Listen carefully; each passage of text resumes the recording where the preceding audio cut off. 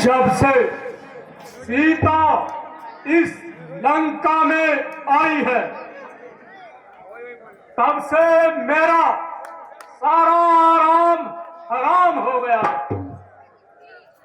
ना जाने वह कौन सी मनहूस घड़ी थी जब मैं सीता को लंका में लाया था।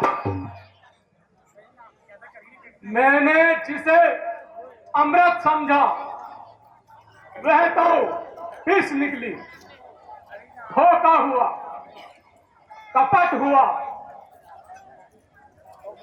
इससे तो छुटकारा मिलना भी दुश्वार हो गया है। जान पड़ता है अगर इसे छोड़ता हूं तो शर्म की बात है, और रखता हूं तो भय है। जिसके लिए तड़पता रहा उसकी चली कटी सुनता रहा। पेट भर खाया नहीं, नींद भर सोया नहीं, और जो कुछ लंका में बचा था उसे हनुमान चलाकर राख कर गया, और मेरी मर्यादा को नष्ट कर गया। जब उसके साधारण से एक दूत का यह हाल है तो उसकी अपनी शक्ति क्या होगी। हे प्राणनाथ, हे भूमंडल के स्वामी, तुम लड़के जिन्हें समझते हो वे लड़के ही तुम्हें हराएंगे। हे स्वामी, मेरे विचार से तो उनसे संधि कर लेनी चाहिए। इसमें आपकी जीत दिखाई पड़ रही है। बस बस, अब खामोश रह। मुझे कायर बनाने की कोशिश न कर। वह फूल ही कायर है। जो रण से पीछे हट जाए वह मर्द नहीं, नामर्द है। जो कहकर बात पलट जाए, चाहे गंगा उल्टी हो जाए, चाहे पश्चिम से सूरज निकल आए, ऐसा कभी नहीं हो सकता। जो विचार रावण के बदल जाए, उस बानर वाले तपस्वी से उससे क्या रुसवाई कम है। हरगिज न जान की खो दूंगा जब तक तन में दम है। पिताजी, जब तक मेघनाथ जीवित है आपका चिंता करना व्यर्थ है। उसे तो मैं एक साधारण वानर समझता हूँ। मैं इंद्रलोक का इंद्रजीत कहलाता हूँ। मैं सबसे प्यारा बेटा दशामुख का कहलाता हूँ। एक पांव को पलट दूं पानी शक्ति और ताव से। आपका है इंद्र भी मेरे अतुल प्रताप से। चलूंगा जिस ओर में भूचाल आ जाएगा, ये चली तो चीज ही का पूरा ब्रह्मांड कांप जाएगा। आकाश बेटा मेघनाथ, क्या बोल? अब मुझे किसी बात का गम नहीं है बेटा, क्योंकि मेरे सूरवीर आज किसी भी प्रकार से कम नहीं है, और लंका के बहादुरों का सामना करना किसी के बस की बात नहीं है। मैं यह क्या देखता हूँ? हाय अनर्थ! भ्राता जी, आपके मंत्री आपसे डरते हैं, इसलिए मूर्खों वाली बातें करते हैं। यह बुद्धिमान का काम नहीं है। इसीलिए आपसे मेरी यह प्रार्थना है, जिस प्रकार भी हो इस बला को गले से हटा दो और बर्बादी से बचो। इसका उपाय यह है कि श्री रामचंद्र जी को सीता वापस करवा दो और उनसे मित्रता कर ली जाए। भ्राता जी, आपने हनुमान की शक्ति तो देख ली होगी। जिसके पूंछ में इतनी शक्ति हो वह कितना शक्तिशाली होगा। चाचा जी, बस बस, बहुत हुआ। यदि आपको राम का अधिक भय है तो कहीं जाकर छुप जाओ। अफसोस, बहन की नाक कट गई और भाई को लज्जा नहीं आई। जाकर कहीं जल्दी छुप जाओ, अन्यथा अगर मौत ने देख लिया तो छिपने की जगह भी नहीं मिलेगी।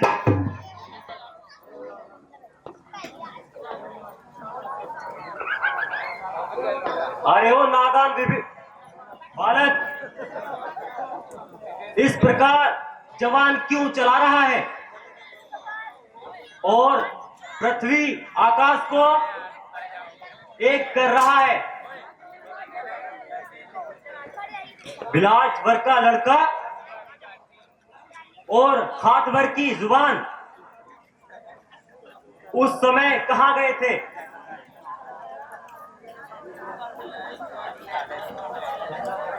चाचा श्री, इसमें भी आपकी साजिश थी और आपकी चालाकी। ना आप हिमायती करते और ना पिताजी को दया आती। अपनी सहानुभूति को केवल दिखावा है। पिताजी ने गलती की। आप जैसे कुलद्रोही को विश्वास किया।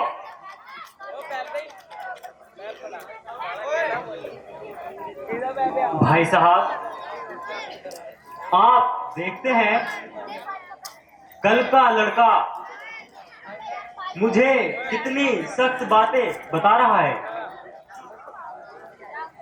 विभीषण, वह जो कह रहा है बिल्कुल ठीक कह रहा है। तो आप भी इसका पक्ष ले रहे हैं, मेरा अपमान कर रहे हैं और इसकी पीठ ठोक रहे हैं। भरे दरबार में मुझे लज्जित कर रहे हैं। अरे हिम्मत, आप खामोश हो जाओ। यदि मैं इसका पक्ष लेता भी हूं तो ये शत्रु का वफादार तो नहीं और तेरी तरह देशद्रोही तो नहीं। तू वास्तव में शत्रु का हितैषी है तो उनकी वकालत करने चला आया। हनुमान से देर करने पर तू पहले ही आ गया था। जब मैंने उसको वध करना चाहा तो तू बीच में पड़ गया था। तू आखिर मेरी बर्बादी पर क्या तुला है? यह आपकी भूल है और मेरे इस संबंध में ऐसा विचार करना सर्वथा व्यर्थ है। ना मैं कुलद्रोही हूं और ना ही देशद्रोही हूं और ना ही मैं रामचंद्र जी की तरफदारी करता हूँ। लेकिन राम और लक्ष्मण को अकारण ही है क्या समाई थी? उन्होंने बहन सुपर्णखा की नाक उड़ाई थी और तुझे अब भी शर्म नहीं आई? निसंदेह यही एक बात है जिसने आपकी तबीयत इतनी भड़काई है।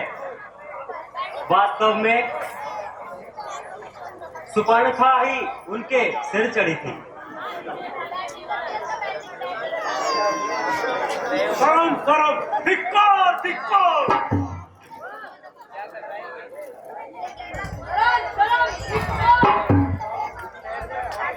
विभीषण, तेरा कान खोल कर सुन। तुझे चारों ओर से धिक्कार धिक्कार, शर्म शर्म है। तेरे अतिरिक्त सेना का कोई भी नहीं मरने और मारने का तैयार है। इसलिए यह मालूम होता है तू शत्रु से मिला हुआ है। बस बस खामोश विभीषण हो। तू चाहे धन सागर पर, फिर कोई और ऐसा कहता तो काट देता उस केसर को।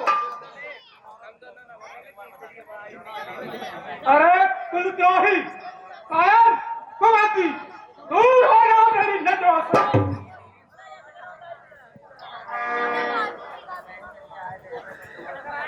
तेरा अभिमान सब जाता रहेगा। तेरा अभिमान सब जाता रहेगा। तू मन ही मन में पछताता रहेगा। भैया, तू मन ही मन में पछताता रहेगा।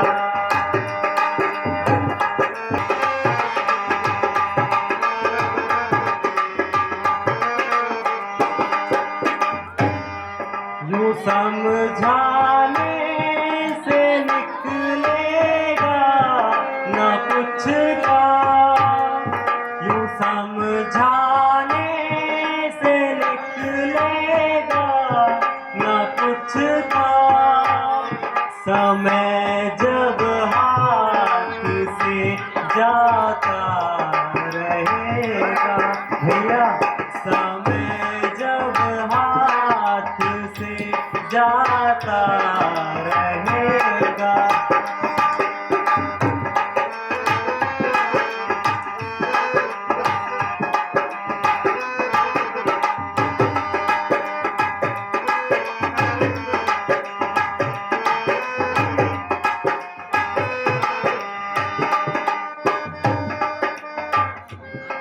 मेरा था काम समझाने का तुझको। मेरा था काम समझाने का तुझको। किए की तू सजा पाता रहेगा। भैया, किए की तू सजा पाता रहेगा।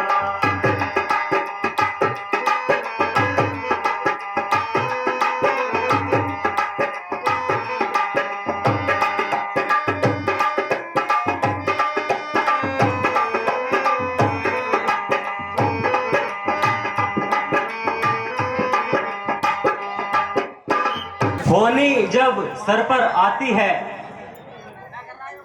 तो औंधी मती हो जाती है। तुम भटका करो कंकड़ों में, मैंने तो पाए मोती हैं। अपराध क्षमा करना,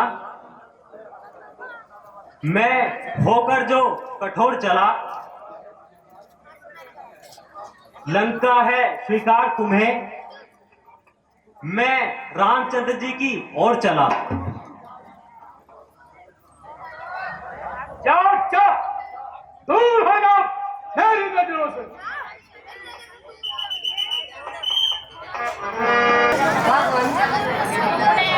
एक अचरज की बात है, रावण का भाई विभीषण आपकी शरण आना चाहता है। क्या कहा? रावण का भाई विभीषण?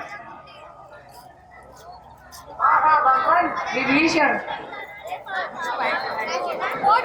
परंतु उससे ऐसा क्या अपराध हुआ जो उसने लंका को छोड़कर? सुना है विभीषण रावण के इन सभी कार्यों को अनुचित कहा होगा और उसे लड़ाई ना करने की सहमति देता रहा होगा। इसी कारण प्रभु दोनों में झगड़ा हो गया, जिससे रावण के क्रोध का पावर नहीं रहा और रावण ने लंका की सीमा से बाहर निकाल दिया। तो आपका इस संबंध में क्या विचार है सुग्रीव जी? क्या विभीषण वास्तव में शरणागत बनने के योग्य है? यह विषय ऐसा नहीं है महाराज कि मेरी सहमति से इसका निर्णय किया जाए। मेरे विचार से तो सबकी सहमति आवश्यक है।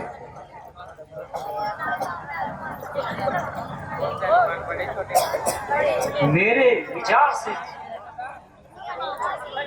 हनुमान जी की सहमति उत्तम रहेगी। हमारे सहमति विचारों पर आश्रित थे। हनुमान जी, आपका इस विषय में क्या विचार है?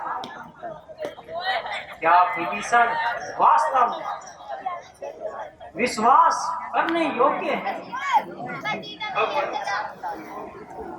मैं कुछ और तो नहीं कह सकता, केवल मुझे इतना कहना है, अगर विभीषण उस समय ना होते जब मैं रावण के सम्मुख था तो मेरे प्राण ना बचते, मैं कदापि जीवित वापस लौट के ना आ सकता। यद्यपि आपकी राय से मैं सहमत हूं, फिर भी मेरा मन साक्षी है और विभीषण शरणागत बनने योग्य है। लेकिन मान भी लिया जाए, अगर उसका इरादा अच्छा नहीं है तो वह बचकर कहाँ जाए? फिर भी जो भी हमारी शरण में आया है उसको निराश करना उचित नहीं है। सुनऊ सखा निज कहूँ सुभातु, जाने भुसुंडी शंभु गिर जाऊ।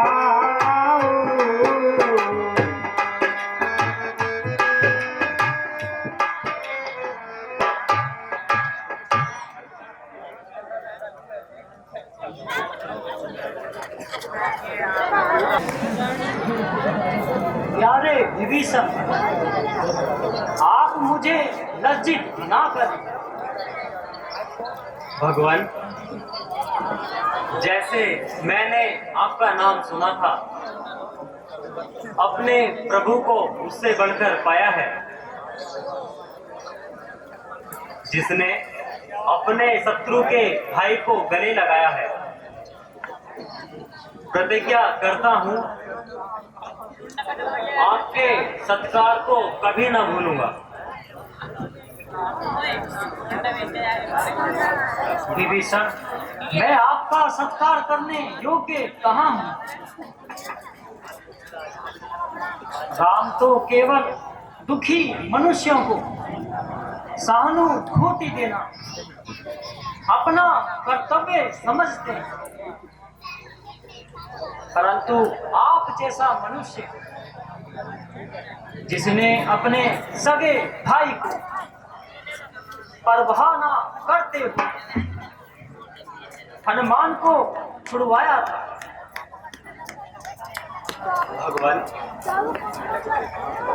मैंने उसे बारंबार समझाया था, किंतु उसने मेरी एक ना सुनी, उल्टा मुझे कायर बताया।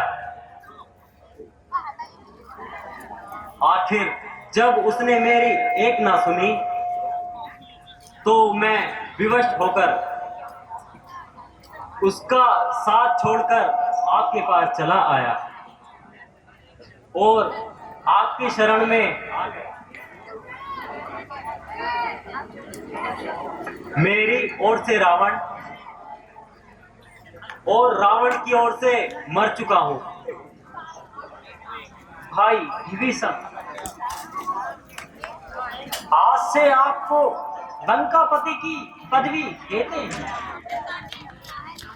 यहाँ पर आपका हर एक प्रकार से सत्कार किया जाएगा तथा यह प्रतिज्ञा करता हूँ, लंका पर विजय होने पर लंका का राज्य आपको सौंप दिया जाएगा। सुग्रीव जी,